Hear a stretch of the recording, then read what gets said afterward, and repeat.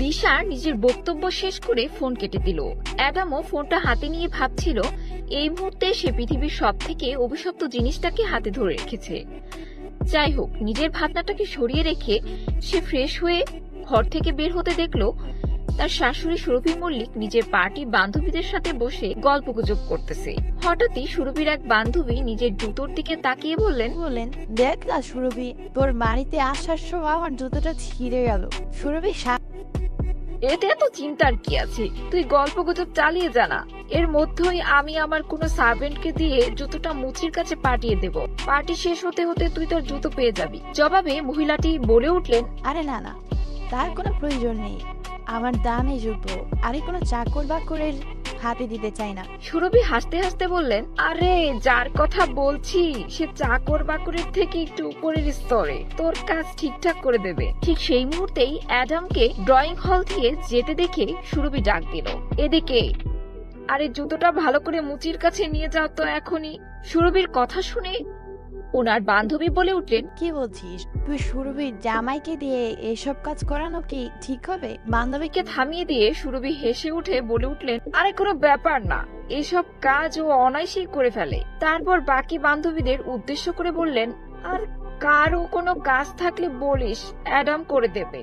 সুরভির কথাগুলো শুনে অ্যাডামের খুব খারাপ লাগলেও এসব কথায় এখন আর ওর গা শোয়া খারাপ ব্যবহারে অভ্যস্ত হয়ে পড়েছে।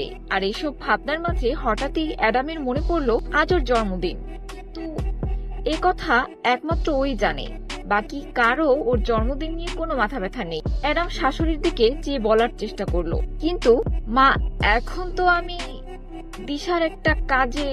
অ্যাডামকে ধমক দিয়ে সুরভি বলে উঠলেন, কোনো কথা নয়, চুপচাপ কাজটা করে দাও। না চাইতেই অ্যাডাম বিরাজি হতে হয়। সুরভির বান্ধবীর নিজের জুতো খুলে অ্যাডামের হাতে দিয়ে বললেন, জুতোর এদিকের ফিতাটা খুলে গেছে, জাস্ট এটা ঠিক করে আনলেই হবে। মনমরা দৃষ্টি নিয়ে অ্যাডাম জুতোটা দেখলো। সুরভির বাকি বান্ধবীরাও ওর উপর নিজের কোনো না কোনো কাজ চাপিয়ে দিলেন। অ্যাডামের ভালো লাগছিল না, অথচ না চাইতেও কাজগুলো তাকে করতেই হবে। এমন সময় অ্যাডাম বাড়ি থেকে বেরিয়ে নিজের বাইকে উঠে বসলো। আর তখন ওর ফোনে ওর বউ তিশা মেসেজ দিল, একবার আমার অফিসে আসতে পারবে?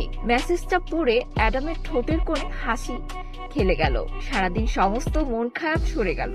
ওর মাথা থেকে আজ প্রথমবার তিশা ওকে নিজের অফিসে ডেকেছে। তিশা ওর বেঁচে থাকার একমাত্র কারণ। তিশার জন্যই ও নিজেকে এত সমস্যার মাঝেও সামনে রেখে হেসে বলল, স্ত্রী, আজই প্রথমবার তুমি আমাকে তোমার অফিসে ডাকলে। আমি জানতাম আমার বার্থডের কথা আর কারো মনে থাক না থাক, তোমার ঠিকই মনে থাকবে। আমি আসছি। বাইকে উঠে বসলো। রাস্তার একটি ফুলের দোকান দেখে কি মনে করে বাইক থামালো অ্যাডাম। এরপর নিজের পাসটা খুলে দেখলো যে 100 টাকার নোট পড়ে রয়েছে। তাতে সেই টাকাটা দিয়ে